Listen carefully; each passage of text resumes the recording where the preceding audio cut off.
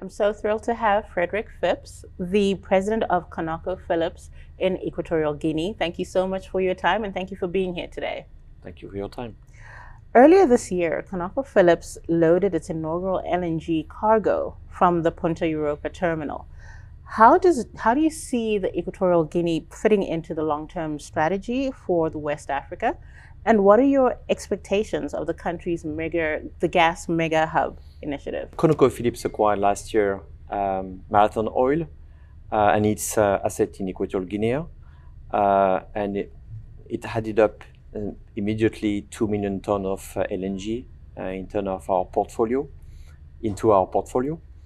As you may know, ConocoPhillips has a 60-year history of LNG leadership and technical leadership through the existing optimized cascade process, which is used now to produce about 170 million tons per annum. So ConocoPhillips' marketing strategy is very clear. We want to grow our LNG. We want to grow a dynamic and diversified portfolio. So naturally, Equatorial Guinea LNG sits very well into that strategy. The mega concept comes from the idea that not only existing partners can monetize the existing molecule through the integrated asset, but also the idea that there's enough capacity to aggregate neighborhood gas, including neighborhood countries. And the idea is essentially to try to do both at the same time, to aggregate and position Equatorial Guinea as a natural hub, if you will, to monetize any form of molecules in the surrounding countries. And ConocoPhillips recently agreed long-term U.S. Gulf Coast LNG offtake deals, for example, the Rio Grande. How did these North American commercial agreements influence your approach to marketing African gas and structuring future offtake or swap arrangements? Yeah. So if you think about it, Equatorial Guinea is an asset-based LNG producer. Here we're talking about LNG commercial volumes, which is essentially offtake. And with the Rio Grande deal and I think Port Arthur too, we're about to reach 11 MTPA by 2030, and our goal is 15 million tons per annum. These are complementary molecules, if you will, and we continue to looking for growth, and we will continue to look for growth both on the asset base but also on LNG offtake. And how are you balancing capital discipline and divestments with the need to invest in African gas projects? Should African partners expect a faster or slower pace for sanctioning new developments? So ConocoPhillips work within an operational and a financial framework, which is called the Triple Mandate. And this framework is to ensure that everything we do is aligned with three realities. First reality is that there's a growing energy demand. So meeting that demand is the first mandate. The second mandate is indeed ensuring that we are delivering competitive return for our shareholders.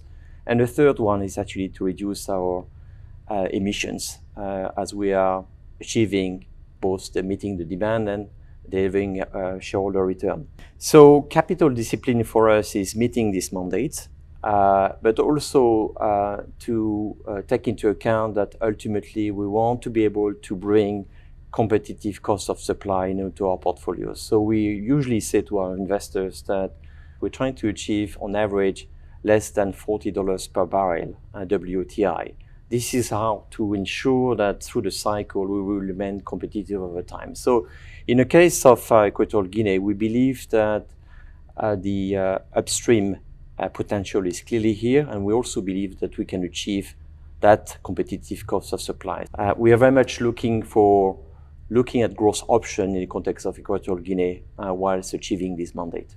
Meeting the global energy demand is a challenge. It's very much driven by security of supply, not only in Asia, but also now in Europe. So the ability to bring project faster is actually critical, and not only in Africa, but worldwide. I think to achieve that, you need three things. First is indeed competitive fiscal terms. Second, sort of stable local content policy. And the third one is clearly, to the extent, accelerating the permitting process. And as you continue to ramp up gas activity in Africa, how are you addressing the climate commitments and local socioeconomic benefits? For example, emissions reduction on facilities, as well as local content and community investment programs. Yeah. So, as I've already indicated, one of our mandate is to limit or reduce our emissions through production. So, just to give you an example, a couple of years ago, we implemented a program called the LDAR program, which is called Leak Detection and Repair. The program is about using a very sensitive camera that can detect any fugitive emissions of gas.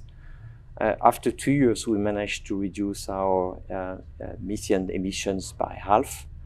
We are using the ConocoPhillips technology, using the optimized cascade process, which is known to have a low green gas emission. Now, when it comes to local content, we're taking a very pragmatic and simple approach, which is about essentially focusing on maximizing local value. For example, most of our contract or our procurement purchase are oriented towards local suppliers and contractors. So when it comes to local content, our approach is very simple and very pragmatic. We're trying to maximize local value creation. Most of our contract and our procurement expenditure are directed towards local suppliers and local contractors. Last year, 3 of our high-profile projects were 100% awarded to local-owned Equatorial Guinean companies. ConocoPhillips is committing to leaving a lasting positive impact on society by contributing to initiatives in health, education, and capacity building. In health, we've established 20 years ago a program called BMEP, Bioko Island Malaria Elimination Program, in partnership with the local partners and the support of Equatorial Guinea government. And this program over the last 20 years have delivered a tremendous outcome. The program have reduced by 78% child mortality and 77% anemia reduction amongst pregnant women. So last week in New York, I was very pleased to sign with the Minister of Health an extension of this successful program for another 5 years. We also contributed with the government and local partners to the funding of a local hospital and various rural schools. We drill also water wells to supply to communities potable waters. On the education, we have this program called Verbiem, which is about providing testing to primary school children eyesight, and actually also delivering eyeglasses when needed to ensure equal opportunities in terms of learning. We're also very proud of our employee fundings, Books of Bioko, which is a program that donates book, material, and supplies for schools. And this is a very successful program. In terms of capacity building, we're implementing training program for nurses and English school teachers.